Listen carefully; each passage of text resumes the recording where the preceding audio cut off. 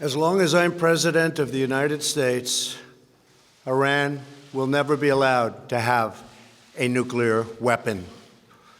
Good morning. I'm pleased to inform you the American people should be extremely grateful and happy. No Americans were harmed in last night's attack by the Iranian regime. We suffered no casualties. All of our soldiers are safe, and only minimal damage was sustained at our military bases. Our great American forces are prepared for anything. Iran appears to be standing down, which is a good thing for all parties concerned and a very good thing for the world. No American or Iraqi lives were lost because of the precautions taken, the dispersal of forces, and an early warning system that worked very well. I salute the incredible skill and courage of America's men and women in uniform. For far too long, all the way back to 1979 to be exact, nations have tolerated Iran's destructive and destabilizing behavior in the Middle East and beyond. Those days are over. Iran has been the leading sponsor of terrorism, and their pursuit of nuclear weapons threatens the civilized world. We will never let that happen. Last week, we took decisive action to stop a ruthless terrorist from threatening American lives. At my direction, the United States military eliminated the world's top terrorist, Qasem Soleimani. As the head of the Quds Force, Soleimani was personally responsible for some of the absolutely worst atrocities.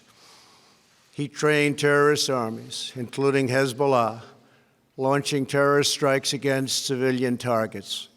He fueled bloody civil wars all across the region. He viciously wounded and murdered thousands of U.S. troops, including the planting of roadside bombs that maim and dismember their victims.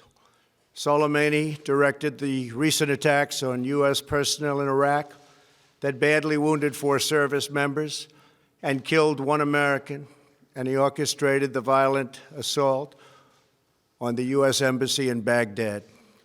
In recent days, he was planning new attacks on American targets, but we stopped him. Soleimani's hands were drenched in both American and Iranian blood. He should have been terminated long ago. By removing Soleimani, we have sent a powerful message to terrorists. If you value your own life, you will not threaten the lives of our people. As we continue to evaluate options in response to Iranian aggression, the United States will immediately impose additional punishing economic sanctions on the Iranian regime. These powerful sanctions will remain until Iran changes its behavior. In recent months alone, Iran has seized ships in international waters, fired an unprovoked strike on Saudi Arabia, and shot down 2 U.S. drones.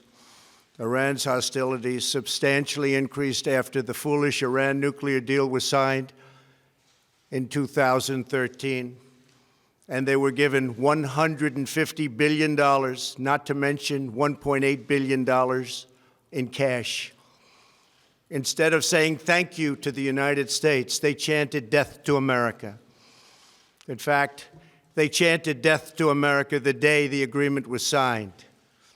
Then Iran went on a terror spree, funded by the money from the deal, and created hell in Yemen, Syria, Lebanon, Afghanistan, and Iraq. The missiles fired last night at us and our allies were paid for with the funds made available by the last administration. The regime also greatly tightened the reins on their own country, even recently killing 1,500 people at the many protests that are taking place all throughout Iran. The very defective JCPOA expires shortly anyway and gives Iran a clear and quick path to nuclear breakout. Iran must abandon its nuclear ambitions and end its support for terrorism. The time has come for the United Kingdom, Germany, France, Russia, and China to recognize this reality. They must now break away from the remnants of the Iran deal, or JCPOA. And we must all work together toward making a deal with Iran that makes the world a safer and more peaceful place. We must also make a deal that allows Iran to thrive and prosper and take advantage of its enormous untapped potential. Iran can be a great country. Peace and stability cannot prevail in the Middle East as long as Iran continues to foment violence, unrest, hatred, and war. The civilized world must send a clear and unified message to the Iranian regime. Your campaign of terror, murder, mayhem will not be tolerated any longer. It will not be allowed to go forward. Today, I am going to ask NATO to become much more involved in the Middle East process. Over the last 3 years, under my leadership, our economy is stronger than ever before, and America has achieved energy independence. These historic accomplishments change our strategic priorities. These are accomplishments that nobody thought were possible. And options in the Middle East became available. We are now the #1 producer of oil and natural gas anywhere in the world. We are independent, and we do not need Middle East oil. The American military has been completely rebuilt under my administration at a cost of $2.5 trillion. U.S. armed forces are stronger than ever before. Our missiles are big, powerful, accurate, lethal, and fast. Under construction are many hypersonic missiles. The fact that we have this great military and equipment, however, does not mean we have to use it. We do not want to use it.